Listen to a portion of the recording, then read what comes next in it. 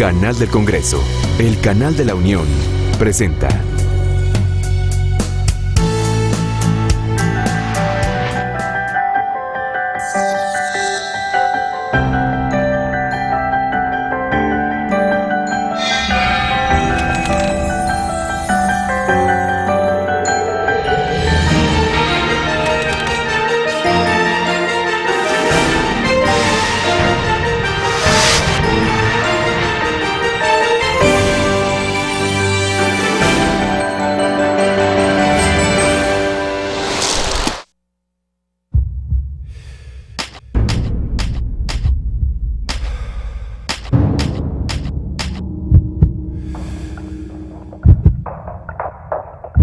Tras la muerte de Madero, en febrero de 1913, relata el historiador Alberto Calza Díaz que un grupo de sonorenses, simpatizantes de Victoriano Huerta, celebró el hecho y se apresuró a reconocer al general traidor como presidente de México, antes de que el Congreso del Estado hiciera justamente lo contrario.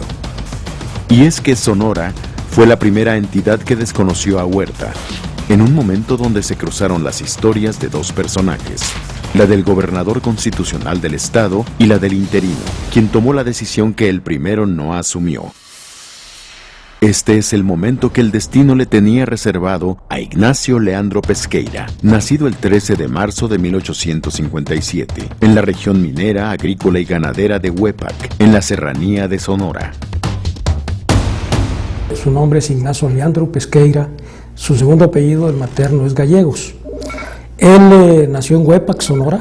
El Huépac es un pueblo que está sobre el río Sonora, una zona, un conjunto de pueblos muy agradables. Pero realmente crece en Cananea, Sonora, un pueblo minero. La familia se dedicaba combinadamente a la agricultura, la ganadería y la minería, de unas familias con dinero que nunca tuvo necesidades o problemas para acceder a la educación. Ahí estudia la escuela primaria y llega a, digamos, a concentrarse, a especializarse en la contaduría, en la teneduría de libros, como se llamaba en la época.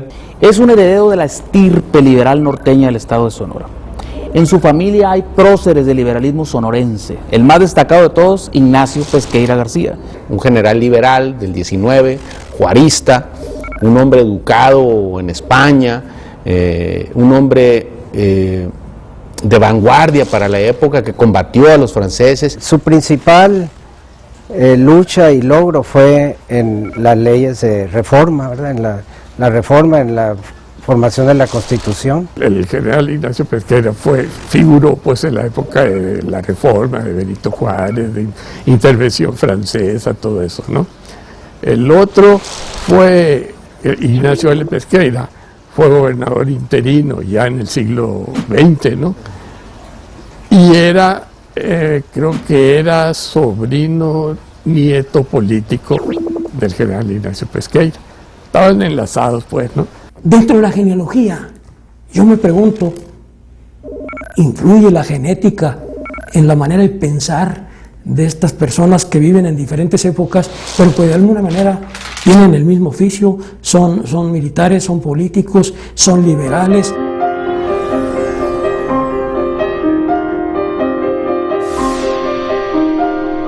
...30 años del porfiriato decanta a las familias. Unos admirablemente se manifiestan porfiristas y otros sui genericamente se declaran no porfiristas. Los Pesqueira en su gran mayoría van a destacar porque se la van a jugar con Madero, y eso nos habla como las familias coahuilenses, como los Madero en su momento también, que tienen sus dudas porque pelear contra el porfiriato, que parecía eterno, no era cosa de tomar una decisión de la noche a la mañana. Sonora permaneció alejado del centro muchísimo tiempo.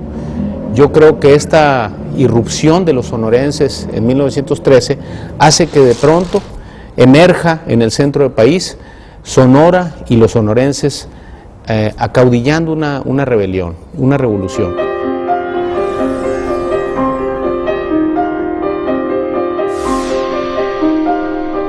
Es electo diputado local al Congreso en el mismo momento que es electo Madero en esas elecciones, y es electo como gobernador del estado José María Maytorena, que había sido la cabeza del movimiento maderista en Sonora. Un hacendado, un hombre de recursos, maderista, que tenía ya importancia en la política local, pero no había escalado puestos relevantes, llega a la gubernatura. De inmediato entran en conflicto porque pertenecían a otra generación y tenían visiones distintas. Se volvió un verdadero foro, discutían, deliberaban, tenían debates. Eso le sirvió mucho a Ignacio Pesqueira Gallegos participar en esa legislatura. Es un diputado en una circunstancia muy particular, el movimiento revolucionario, pero tiene la grandeza, Pesqueira, de hacerse merecedor de la confianza de las legislaturas y de sus compañeros diputados y de las fuerzas que empezaban a trabajar, unos a favor y otros en contra de Maytorena, que es el gobernador maderista y que hoy es el gobernador constitucional.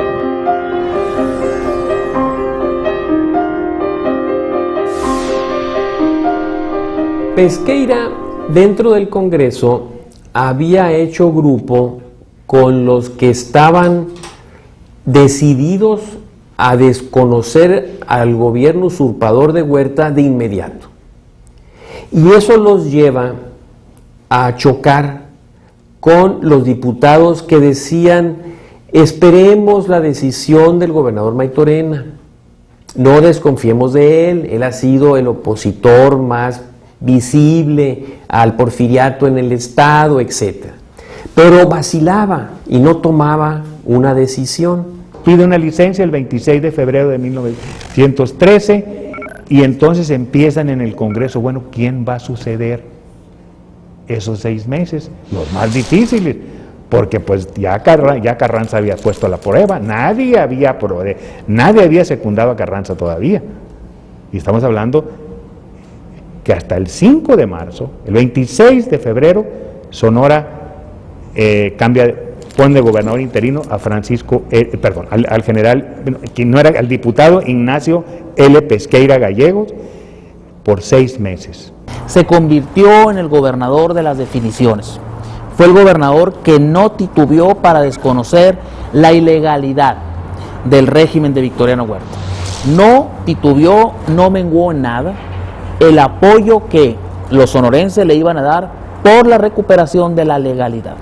En ese sentido, emite una proclama, solicita la anuencia del Congreso del Estado de Sonora para desconocer al régimen de Victoriano Huerta. El 5 de marzo, previa deliberación en periodo extraordinario de la legislatura local, previa deliberación del Congreso, da a conocer el decreto que le envía el Congreso para desconocer al gobierno de Huerta y disponer de facultades extraordinarias en los ramos de Hacienda y Guerra. Romper el pacto federal en la época, romper el vínculo con el centro, tener la amenaza militar del ejército federal que estaba en Guaymas, que estaba en distintas partes, no es sencillo. Ignacio Pesqueira Gallegos resultó una persona excelente previsora, un excelente negociador, y supo, por ejemplo, llamar al militar local más hábil, Álvaro Obregón, como jefe de las fuerzas militares del gobierno del estado de Sonora. Controla las emisiones bancarias, impide el flujo de capitales para que no dejaran al estado sin dinero, impide también el tráfico por ferrocarril para tener el control y, lo más importante, toma las aduanas y las oficinas federales. Va a ser un muy eficiente y atinado gobernador que va a proveer de armas, municiones, soldados, incautaciones y demás medidas de gobierno a favor de los revolucionarios sonorenses que empiezan a desalojar al huertismo de Sonora y que posteriormente van a convertirse en la punta de lanza del carrancismo por la costa del Pacífico. Su interinato fue magnífico. ¿Tuvo problemas? Sí los tuvo. Pero Sonora, a nivel nacional, tomó un liderazgo que ya no perdió desde 1913 hasta 1936 con el conflicto con el general Calles. A finales de 1914, los nubarrones de la discordia por el poder se posaron sobre Sonora. Entre fuegos cruzados se fraguó la facción hegemónica de la revolución, un grupo que con el tiempo se consolidó a sangre y fuego en las redes de la política. Pero para esto aún faltaban por escribirse varios capítulos, entre ellos el de la primera constitución social del siglo XX.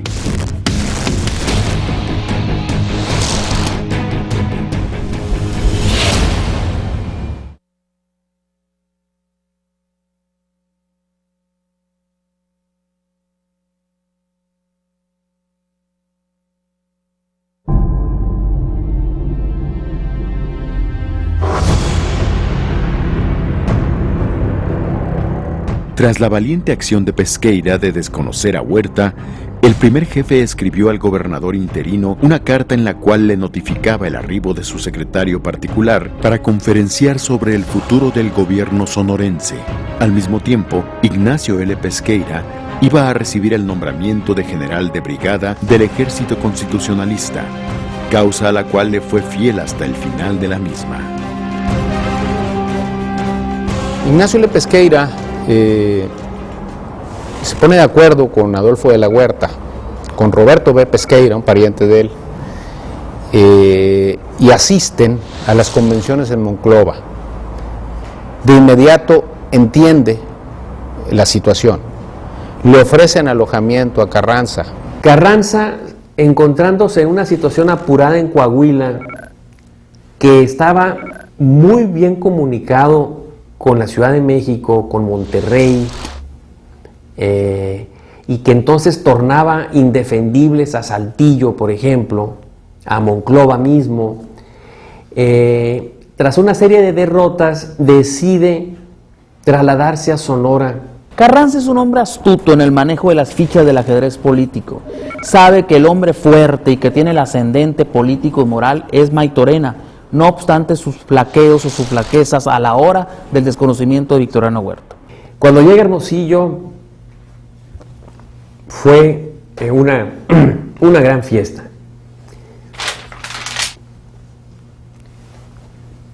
Carranza se conmovió ante estas demostraciones de júbilo y dio un discurso donde señaló que además del Plan de Guadalupe, la revolución constitucionalista tenía que empezar reformas sociales profundas.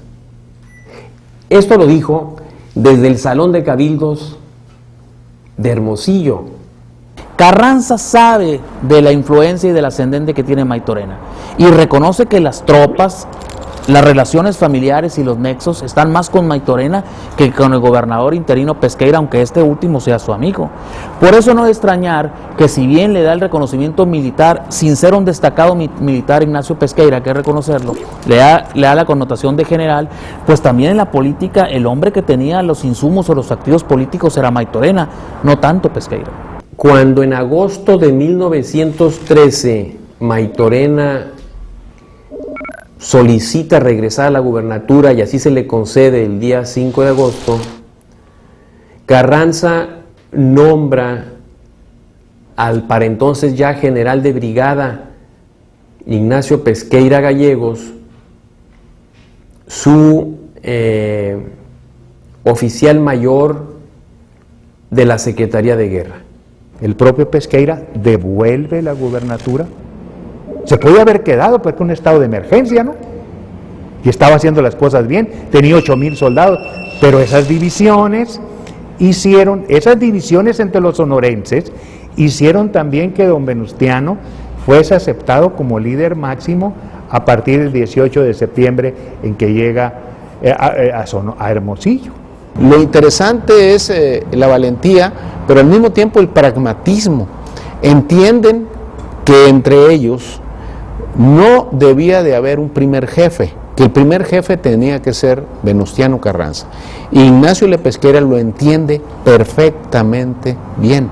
Aquí, digamos, dio un gran giro el mando de Carranza sobre el ejército constitucionalista, al contar con una frontera libre para importar armas, municiones, pertrechos, y también de aquí se dirigió a Chihuahua a tratar de limar las asperezas que empezaban a surgir entre Villa y el propio Carranza. Pesqueira le fue leal a Carranza, siempre, siempre, porque